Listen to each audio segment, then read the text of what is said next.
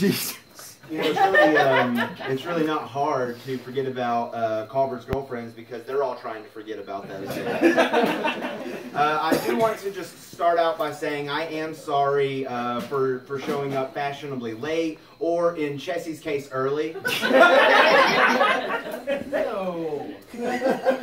So, what I'm really enjoying is seeing all the diversity in Bledsoe. This is awesome. We've got some geriatrics in the crowd. We've got some gingers in the crowd. And when Greer shows up, we have Cabbage Patch Kids.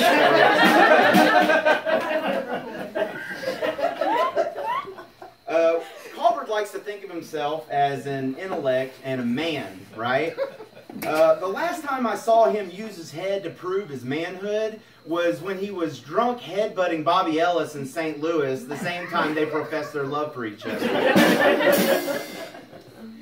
So, Colvard prides himself in not doing drugs, and I think that's commendable. So, an interesting story one time is we create a smoke buddy, which is an instrument used to blow smoke through so that you can't smell the lingering odor in hotel rooms.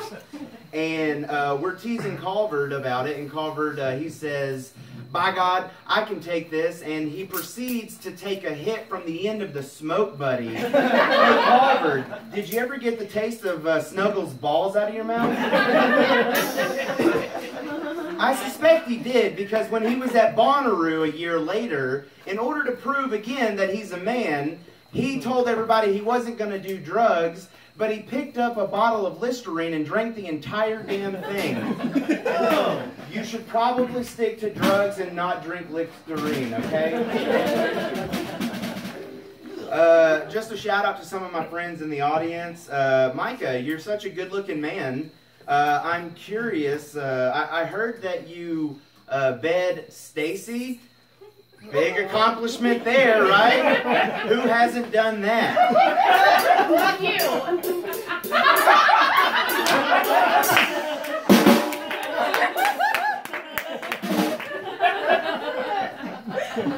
All right, Colvard's favorite baseball team is the Red Sox, and I think it would have been hella ironic if his favorite team were the Mets, considering he's going to be on Metformin in a couple years.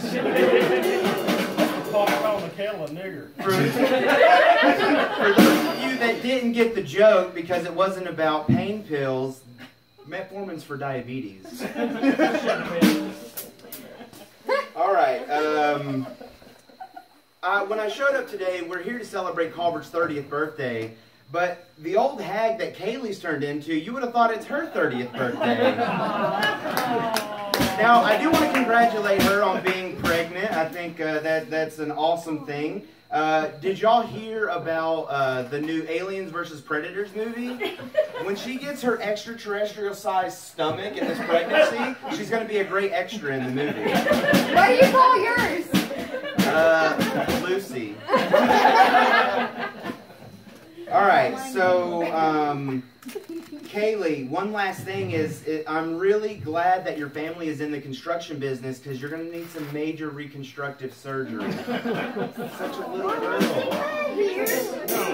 No, did you see her?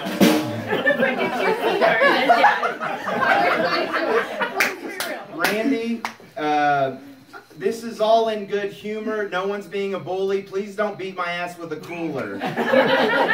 Or a keg. Oh, that's not cool.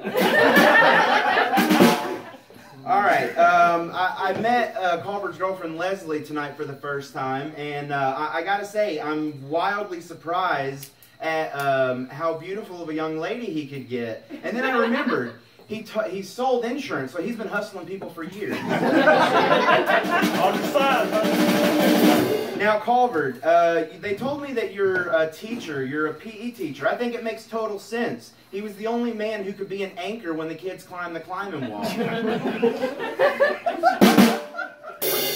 if that gig doesn't work out for you, if teaching doesn't work out for you, you could always fill in as Santa Claus. You already fit the suit, and we know you enjoy being around kids. Speaking of pedophilia, Bobby, are you still cracking jokes about betting Dana? I'm getting in that family one way or another. Let's calm down. Let's calm down just a second. I'm so glad that I got to know Zach. If anyone's curious, his balls would be in Caitlin's purse, which is totally cool because it's much better than Blake's balls being everywhere.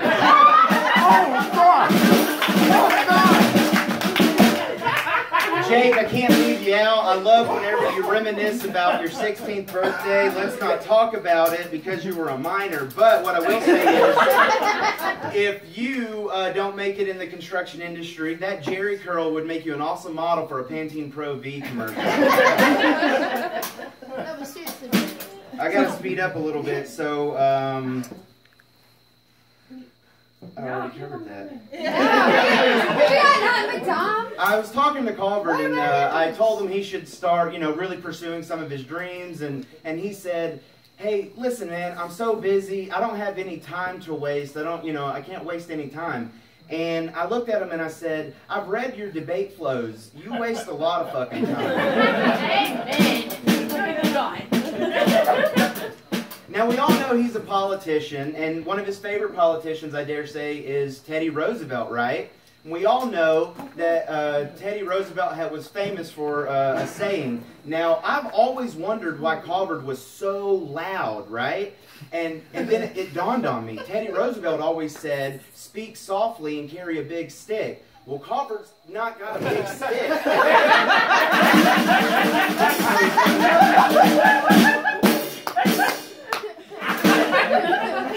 Is it just me, or does anyone else think that Colvard kind of looks like Gimli the dwarf from Lord of the Rings?